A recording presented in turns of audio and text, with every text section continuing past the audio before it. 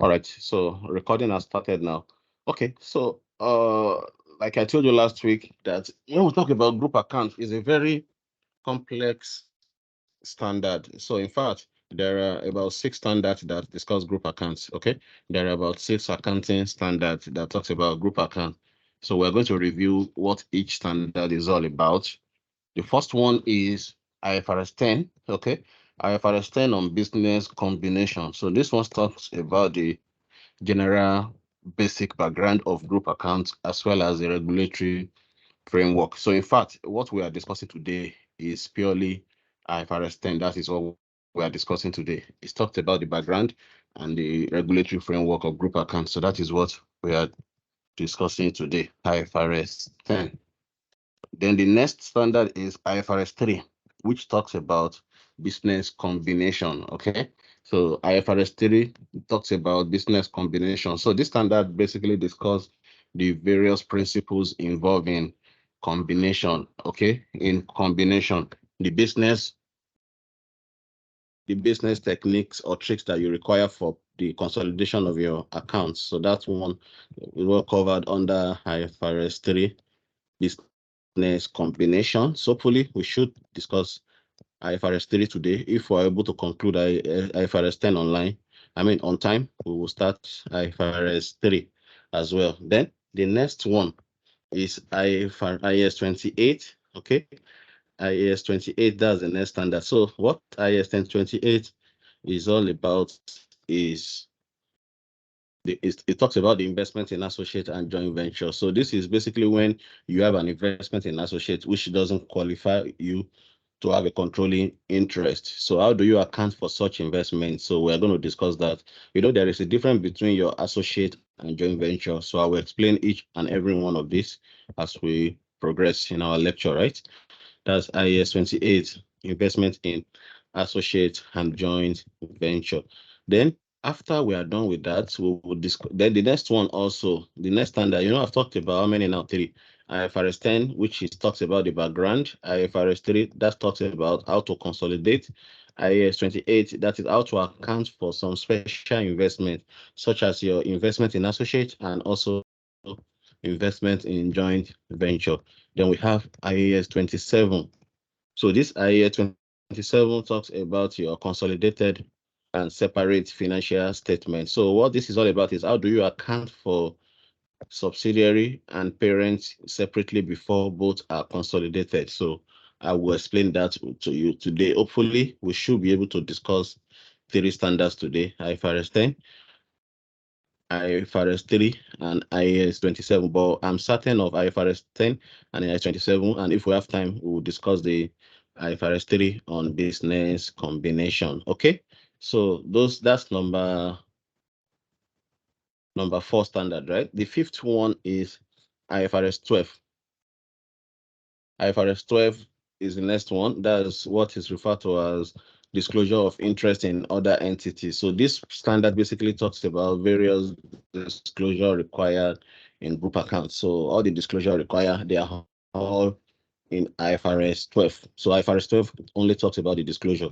Then the last standard is IFRS 11. So IFRS 11 is joint arrangement. So this when both 2 parties are in a joint arrangement. So we will discuss this one too as a separate topic. So these are the standards that discuss group account. Okay, IFRS 10, IFRS 3. Or let me make this full screen so that IFRS 10, IFRS 3, IAS 28. Some latecomers are still joining the class. Some people are always late physical and still online, they are late. So I think I will start punishing latecomers now. Any subsequent latecomers now, ask the person to turn on the video for us to see where the person is. Okay. All right. So these are the various standards that discuss the group account. They are just 6 in number. So IFRS 10, IFRS 3, IAS 28, IAS 27, IFRS 12, and IFRS 11. So those are the standards that discuss group accounts that we all need to understand, right? So having done that, so let's start the principle itself now. Let's start the principle. So group accounts, Another name for group account, ladies and gentlemen, another name for group account is consolidated financial statement. Okay, consolidated financial statement. So when you see these terms, consolidated financial statement is the same thing as group account. So it's just another name for group account. So group account is also known as the consolidated financial statement. So what is consolidated financial statement? It is an account prepared by a company that has subsidiary or subsidiaries at the end of the year. So that is basically what it's all about. So it's an account that is prepared by a company that have subsidiary. That is, if it is just only one subsidiary or subsidiaries. You know, like I discussed last week, that you can have just one subsidiary. Likewise, you can have many subsidiaries. So account that is prepared by an entity that have subsidiary or subsidiaries at the end of the year. That is known as group account. So let me quickly explain what I mean by that now. So look at the scenarios now. Let's assume that you have just a draw. Where's my pen? It's hanging here. Okay. So let's assume that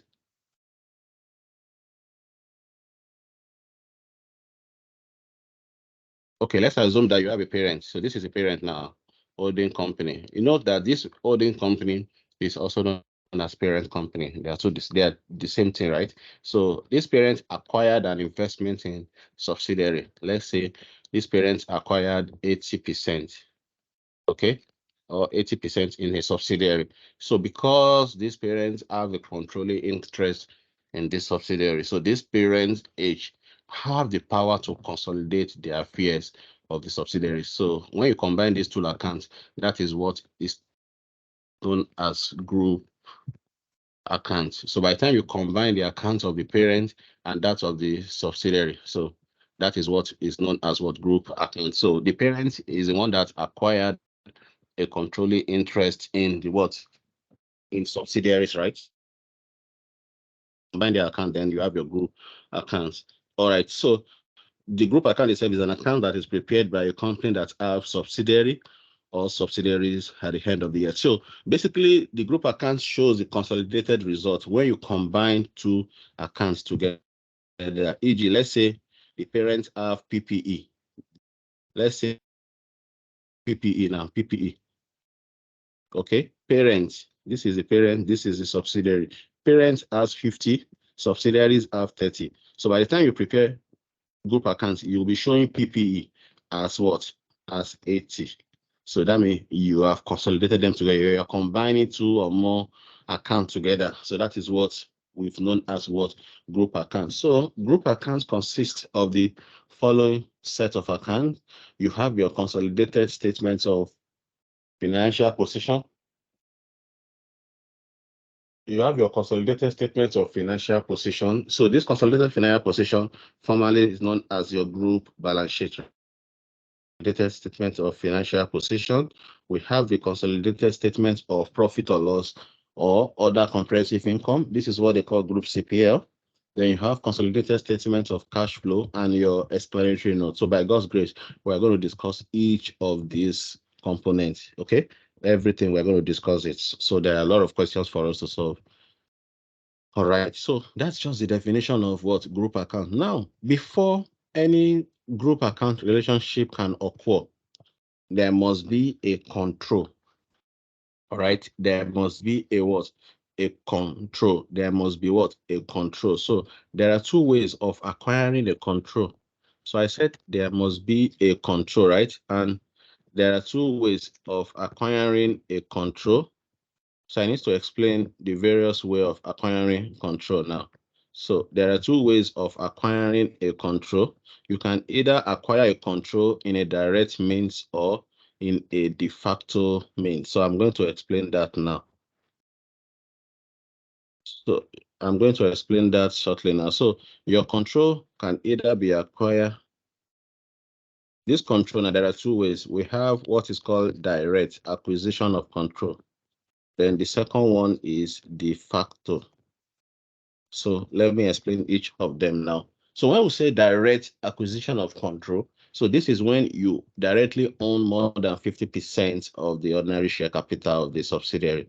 You have acquired more than 50%, okay, of the ordinary shares. That is what is referred to as a direct. So example of direct is this. Example of direct is when you acquire more than 50% in a subsidiary. So this is example of direct. You have the parent company, okay, the parent company, and it directly acquire, let's say, 70% of the subsidiary. So this is an example of what direct. In fact, once you own 50% in any company, you're automatically the owner. That is what is referred to as a direct acquisition of control. When you directly own more than 50% of the equity or share capital of the subsidiary, then there is something that is known as a de facto. Okay, there is something that is known as a what? De facto. So under de facto now, under de facto, you don't own 50%. So let's say in the books of the parent company, you own about 40, right? You alone owns 40% in the subsidiaries. Then, okay, you own 40. So let's say this is the subsidiary, you own 40. Then the remaining 60% now is owned by millions of people that are not related. So all of them are scattered. Maybe one person own 1%, another person's own 2%, another person's own. So all of them are scattered. They are not related. Because if they are related, they can all combine their shares together and overthrow you, just like what Dan Tata Group did when they acquired MRS. When they acquired Texaco, before we used to have Texaco filling station, and we used to have, and there was no MRS, right? So what happened basically was that the MRS guys, those Dan Tata's family, if I'm correct, so they combine, all of them owns different a percentage in Texaco. So one day they all just combined their shares together and they overthrown Texaco. So that was how they acquire Texaco. I think they own over 50%, yes, more than 50% or so, but I don't think it's up to 60 then. So they just combine all their investments together and acquired Texaco. So, but if 40% is owned by only you, and the balance 60% is owned by millions of people that are not related. In that case, you can consider yourself as a de facto owners of that entity. So you can consider yourself as a de facto owner. The reason being that if you pull out your 40%, it would most likely affect the entire company, because the company will shake, because you are like the one that has a majority share in the subsidiary. So that is what we call de facto, right? So you can either acquire a control through a direct acquisition, or you acquire control through a de facto mean. Direct is when you own more than 50% directly, while de facto is when you are the majority shareholders. Let's say you own like 40, while the balance of 60% is owned by millions of people that are not related. That word related is very important, because if they are related, they can combine their shares and overthrow you. But if they are not related, then you are safe. So you can call yourself you can say you have a de facto control. So before you can even talk about anything, consolidation or group, there must be a control. Okay, without control, you don't have a subsidiary, right? There must be a control. Without control, there is no subsidiary. So that is very clear. There must be a control. So without a control, there is no subsidiary. So let's look at how the standard define control. So an investor control an investor when the investor is exposed or has right to variable returns from its involvement with the investee, and has the ability to affect those returns through power over the investee. So that is basically what the control is all about. That you have a control over your subsidiary, because you have the right to receive returns in form of a dividend, and also you can influence, so you can tell them declare dividend, don't declare dividend. So you have all those power. So it is actually control that gives you the right, that it gives you the power. Without control, you don't have any power. So note, before the parent can even think of consolidating a subsidiary, there must be a control. It is a control that empowers the parents to consolidate subsidiary. So that should be noted very clearly, right? Then what is power now? So this power is after it is when you have acquired control that you now have what is known as a power, right? It is after you have control that you have the power. So power is when you are trying to exercise the control that you already have. When you are trying to exercise the control, that is known as power.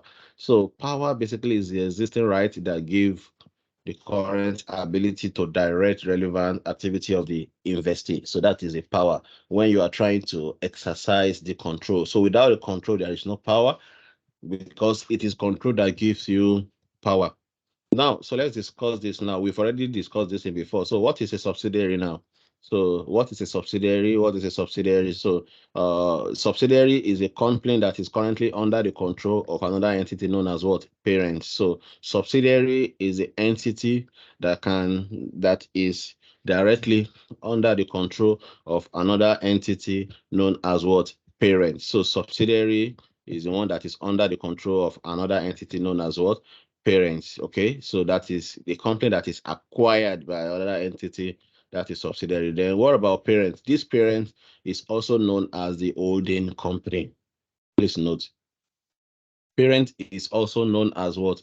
Holding company. So there is no difference between holding company and parent. So this is an entity that has control in one or more subsidiaries, that is parent. So an entity that has control in one or more subsidiaries, that is known as what? A parent. So a parent always have control in it could either be one or in more than one. Remember that in your skills level, you are only taught one subsidiary. But now at final stage professional, we are going to expose you to more than one subsidiary, like I explained last week, in form of either fellow subsidiary, sub-subsidiary or indirect subsidiary, or joint or mixed group. So we are going to expose you to all those tricks as we progress in our series. Okay. All right. So that is a parent, a company. So parent or holding company is an entity that acquire control in one or more subsidiaries. That's parent. Then what about group? Group is when you combine both the parent and subsidiaries together. That is a group. So group is a parent and all of its subsidiaries. So that is group. So the parent plus subsidiary is known as what? Group. The parent plus subsidiary is known as what? Group. Then we have an associate. So I already told you. So associate basically is an entity, okay, but it is neither a subsidiary nor an investment in joint venture. So I mean, it is basically when you own an investment between 20 and less than 50%. So you call yourself an investment in associate. So under investment in associate, you don't have a control because control is when you own more than 50%, right? There is no control, either direct or in a de facto means there is no control under associate. Okay, but you have what is known as a significant influence. So this associate gives you the right to have what is called a significant influence. So this significant influence basically gives you what is known as a participating right.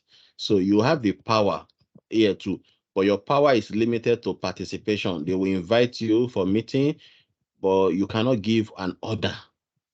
Okay, because that significant influence just gives you what is known as a participating right. You'll be able to attend the meetings, you'll be able to contribute, but you can't give order. So that is it. So significant influence is a power to participate in the financial and operating policy decision of an investee, but it's not a control.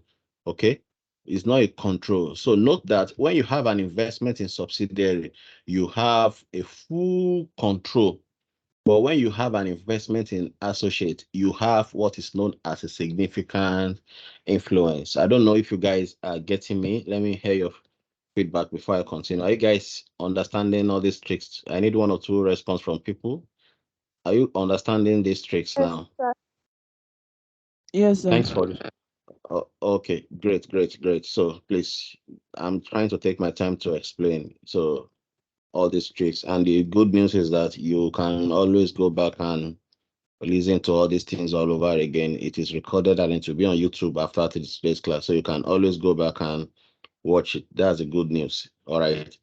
So anyway, so I've explained the difference between investment in a subsidiary and investment in associate. So under investment in subsidiary, you only have the right to you have a full control. Under investment in subsidiary, you have a full control. But under investment in associate, you don't have a control, but you have what is known as a significant influence. And the significant influence gives you just right for participating this thing. You can participate, but you don't have full control. So that's the difference between investment in associates and investment in a joint. Investment in associate and investment in subsidiary. Okay, so let's move on. Let's look at the various acquisition chart now. So please take note of this chart. I want to just use it to explain all these various acquisition charts. So when you own any investment less than 20, all right, when your acquisition is less than 20%, you own an investment that is less than 20%. So it is purely an ordinary investment. Okay, it's just that you have an ordinary investment elsewhere. So there is no control here. So when you own ordinary investment, when you own less than 20%, it's just an ordinary investment and there is no control. So criteria means you don't have any control. So how do you now account for this investment? You account for it in line with various financial instrument standards. Sorry, there is no more IAS 39. Let me remove it. So you account for it in line with the various financial instruments. So the financial instrument standard are IFRS 7, IFRS 9, and IAS 32. So you account for ordinary investment as a financial instrument. Have you guys done financial instrument, please? Hello? Have you done financial instrument? Not yet. Is it surprised that I was going to take this or compliance?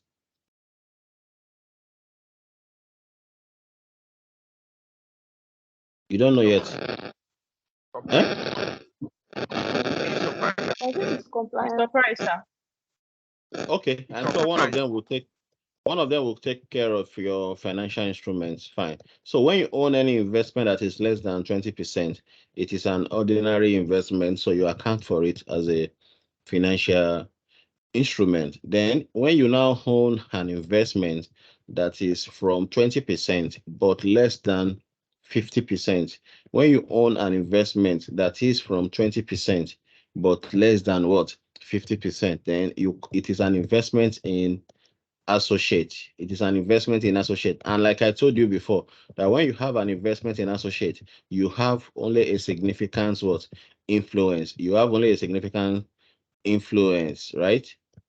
So under this significant influence now, you are going to account for your investment in line with IAS 28. You know, there is a standard for this. That's IAS 28, investment in associate and joint venture. So we're going to discuss this as a separate topic later as we progress, right? So that's for this. Then when you now own an investment that is 50% on the dot, when you own an investment that is 50% on the dot, this is what is known as investment in joint venture. Investment in joint venture. So when you have an investment in joint venture, so what you have here is purely a joint control, 50-50. You own 50%, I own 50% of the company.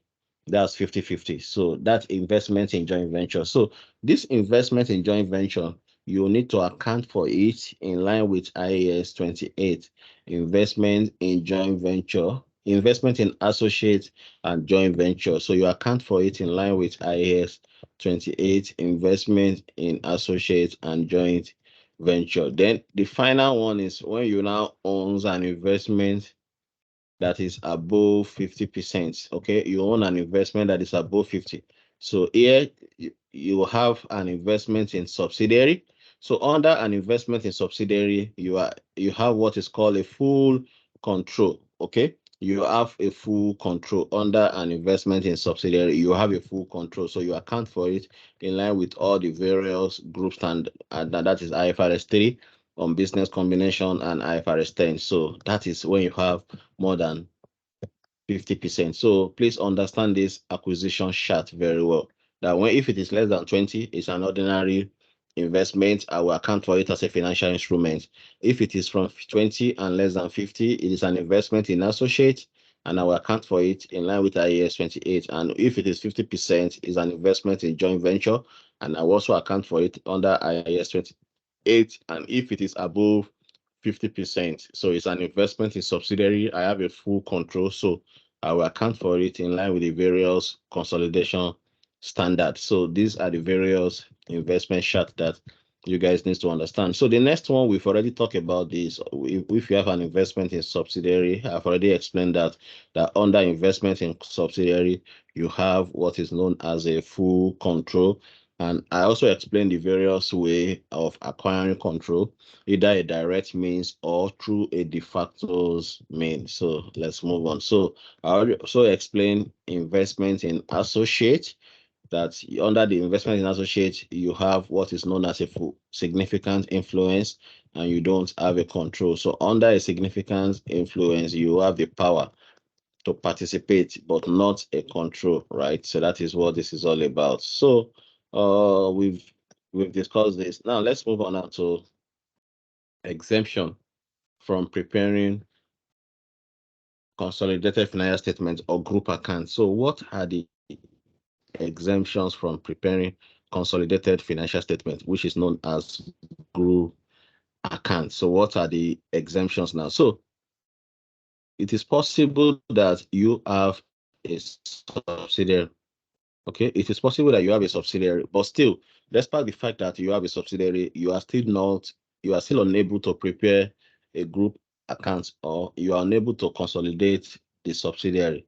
It is very possible. So there are some factors that can result into that, right? There are some factors that can result into that. So let me explain now. So a parent need not present consolidated financial statement if and only the following conditions occur. So you already own a subsidiary, but still you cannot consolidate. So what are those factors that can result into that? The first one is that the parent itself is a wholly owned subsidiary or a partly owned subsidiary of another entity, and its other owners, including those not otherwise entitled to vote, have been informed about or do not object to it. So let me explain all these grammars now. So what is a wholly owned subsidiary? First of all, let's say this is a parent, okay, and this is a subsidiary. Let's say this parent owns like 60 here, okay, 60%. Whereas this parent too is owned by one big parent here. Let's say 100%. Oh, it's not neat here. Let me go to another. Yeah, let me do it here. Get out. Yeah, leave. Let me clear this. I'm cleaning my board. Okay, I'm cleaning my board. My board is so dirty. Now, look at these scenarios now. This is a parent, right? This is a parent. The parent owns, let's say, 60 in subsidiary. Okay. Ordinarily, these two people supposed to consolidate, right? But this parent itself is owned by one big parent, 100%. So wholly owned subsidiary is when a company owns another entity 100%. That is a wholly owned. So if a parent owns a subsidiary 100%, it is referred to as a wholly owned subsidiary. So in this kind of scenarios now, this H here cannot consolidate X. It is this ultimate parent that will consolidate everybody. So this particular parent in between here, it is fully exempted from consolidation. It is exempted from consolidation. It is the ultimate parent that can consolidate, right? So that is it. So if it is either a wholly owned or a partly owned, note that it is the ultimate parent that can consolidate. We cannot have two parents in a group. There can only be one parent. Okay, that was why, there was a time that, before we used to have First Bank of Nigerian PLC, right? So there was a time that they now dropped their PLC status. They had to drop it because when they started reporting to a parent known as First Holding, so First Bank had to drop their PLC status and change to Limited. So what we now have is First Bank Limited. It is the holding because you cannot have two entities in a group and both of them will be quoted on the stock exchange. No, is the ultimate parent that will be quoted. So what you see there now is First Holding. You can see First Bank Nigerian Limited here. So that's an example. So it is the ultimate parent that will always consolidate, not all those sub parents within the group. Then another one is that its security are not publicly traded. So before you can consolidate or mandatory or before this standard can be applicable to you, if it's only when your securities are publicly traded that this standard is mandatory. But if your securities or debt instruments are not publicly traded, then you are exempted from preparing group accounts. Then the third one is that it is not in the process of issuing security in public security markets. Also, you do not have any intention of getting listed on the stock exchange market, right? You don't have that intention. So that also exempts you from consolidation. Or the fourth one is the ultimate or intermediate parent publish. So I think this one is similar to the first point, that if your ultimate parent prepare group account, then you don't need to prepare it again, right? So these are the areas that can exempt a parent from consolidation, even though the parent acquired control in the subsidiary. So if any of these four scenarios exist, then the parent need not prepare group account. So the next principle we are discussing is exclusion of a subsidiary from consolidation. Exclusion of a subsidiary from consolidation. Exclusion of a subsidiary from consolidation. So let's discuss this now. Exclusion now. So there are you have a subsidiary. Let's say you have let me show you an instance now for you to understand. Let's say this is a parent. Parent is here, H. It has subsidiary X1, subsidiary X2, and subsidiary X3. And this parent now choose to consolidate only X1 and X2 and excluding on S3. So what do you think can result into that? Whereby a parent decide to exclude a subsidiaries from consolidation. So there are two factors that can result into that. Okay, there are two factors that can result into when a parent exclude a subsidiaries from consolidation. So the first one is that if those subsidiaries are held for sales in accordance with IFRS 5. So if the subsidiaries are held for sales in IFRS 5, then the subsidiaries should be excluded from consolidation. So if the subsidiaries held for sales in accordance with IFRS 5, the subsidiaries should be excluded from consolidation. That's the first one. Then are held are held if those investments are held under such long-term restriction that control cannot be operated. For e.g., maybe when you acquire the subsidiary, let's say some shareholder went to court to protest. Okay, when you acquire the subsidiary, some shareholders went to court to protest that no, this acquisition was not owed. In a nutshell, you have some ongoing legal case. Maybe one of them now got a court injunction that states, okay, all these things should remain status quo or whatever. So if there is any long-term restriction or something that is impeding you from consolidating, you cannot consolidate. Example is when there is a litigation, maybe some shareholder went to protest that, oh, you cannot acquire. So the case is in court.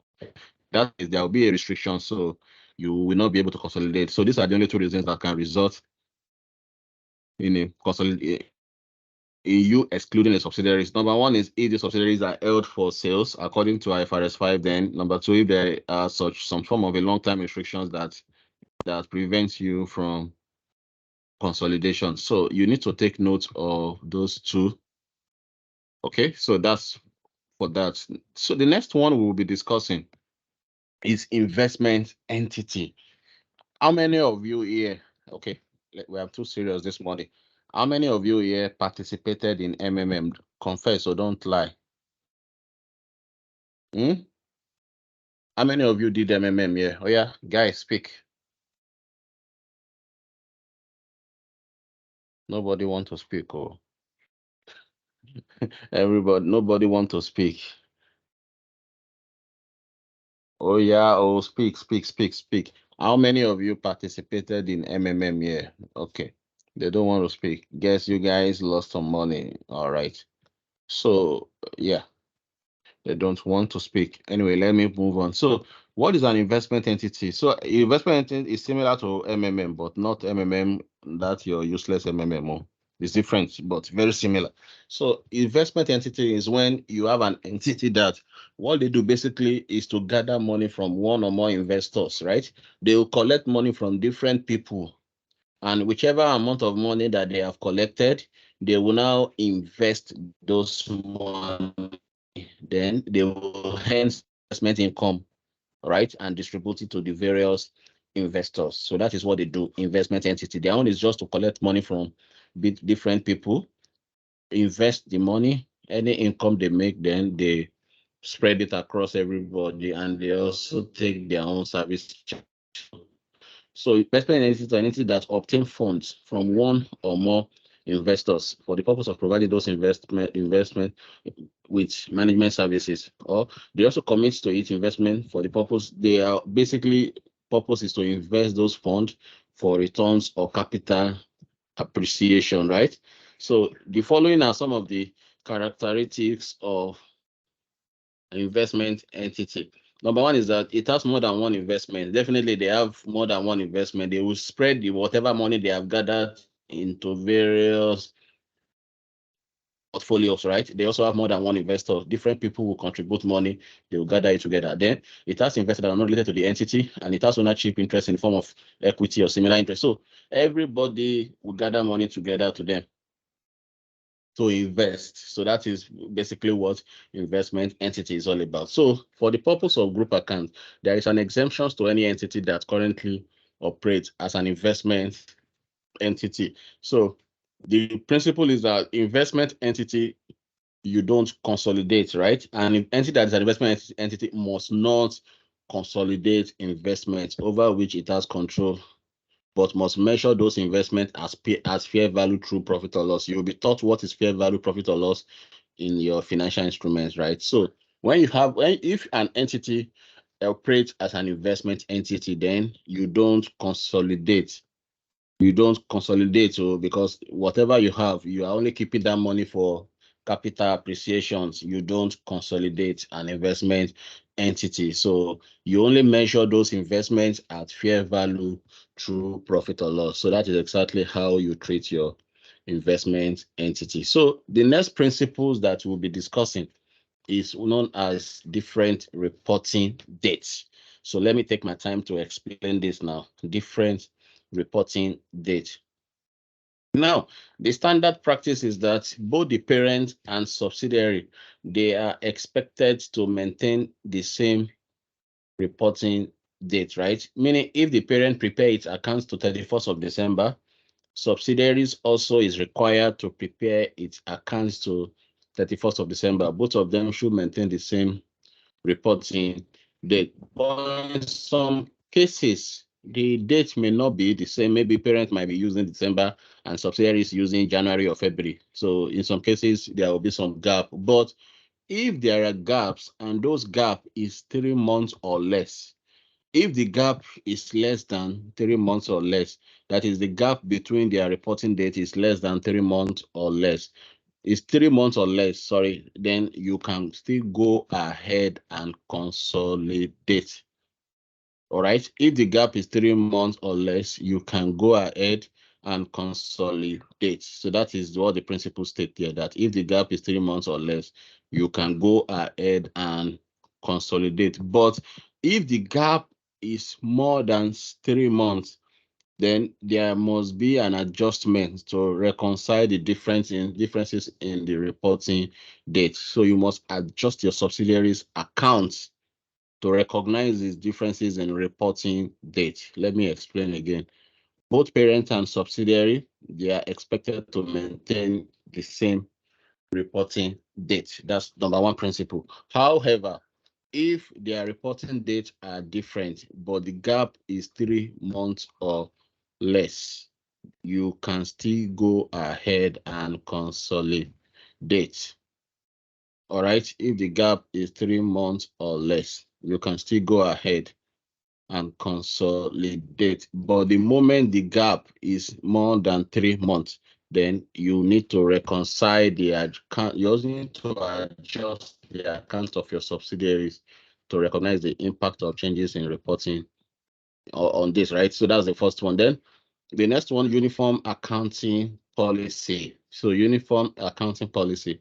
The principle is that both the parent and subsidiaries must prepare their accounts using the same accounting policies for like transactions and other events in similar circumstances. So both of them must use the same accounting policies for like transactions and other events. However, there could be some instance whereby the accounting policies used by the parents is not the same thing as that of the subsidiary. So what the standard state is that you must adjust for the differences in accounting policy. You must adjust for the differences in accounting what policy. So that is very clear, right? So that is very clear. So the next one we are discussing now is known as the date of inclusion and date of exclusion. What is date of inclusion? So date of inclusion basically is the date of acquisition, right? You should know that this is date of acquisition. So this is the date on which the investors obtain control over the investee. So the date that the parents acquired is control over the subsidiary. That is known as the date of inclusion. That is the date that the subsidiaries will be incorporated in the financial statements of the parents. So which that is known as the date of inclusion. Then the next one is date of exclusion. So this date of exclusion is known as the date of disposal. Is the date that the parents no longer have control over the subsidiary. That is probably the investment has been disposed of. All right, that is known as what date of exclusions. Correct. So that is for that. All right. Then so that is just what this thing is all about. What's it called? The That is what the IFRS 10. So what we have just done now is to summarize IFRS 10, that's consolidated financial statement. So the next one now is, let me quickly run you through the separate financial statement. This separate financial statement talks about how the parents books looks like and how the subsidiaries looks like before consolidation. All right. Sorry, the IFRS 39. Please change it to IFRS 9. You know, there is no more IAS 39. All right. So let me explain this one for you now separately. What the separate financial statement is all about. I will just analyze it for you and we'll be done with that. Where is my draw? Okay. Now, in the book of the parent and in the book of the subsidiary, if the parents invest in subsidiaries, right? The parent acquire will pass this entry. The first entry is that credit, bank, or any other mode of payment. You can pay through bank or debt or whichever means. You credit your bank or any other mode of payment. Then you will now debit investment in subsidiary. So this is what parents will do. The parent will credit banks and debit investment in subsidiary. Now, in the book of the subsidiary will debit bank or where the proceed was received. If it was received through debt, whichever means will be debited, how the proceed was received. Debit, then your subsidiary will now credit what equity because somebody has invested in at what equity, right? In equity. So this is exactly what happened in each of those two companies. Now, the next question now is how we subsidy, so the next question is this in the book of the parent now, bank is bank, you cannot remeasure it, nothing can be done, you just leave it like that. But this debit investment in subsidiary, how will it be measured? So the standard state that this investment in subsidiary could either be measured at cost or in accordance with IFRS 9. Okay, you measure this at cost or in accordance with IFRS 9. All right, so that is exactly how it is measured. In the book of subsidiary, nothing to be done because your equity will always remain as equity. You can't revalue your equity, correct? So that is for that. Then, so that is just the summary. So the disclosure, we will discuss this separately under IFRS 12, disclosure of interest. So, ladies and gentlemen, we are done with the regulatory framework. Do you have any questions for me? Let me stop recording for now so that we can start the next one. Any questions for me, please, on the regulatory framework?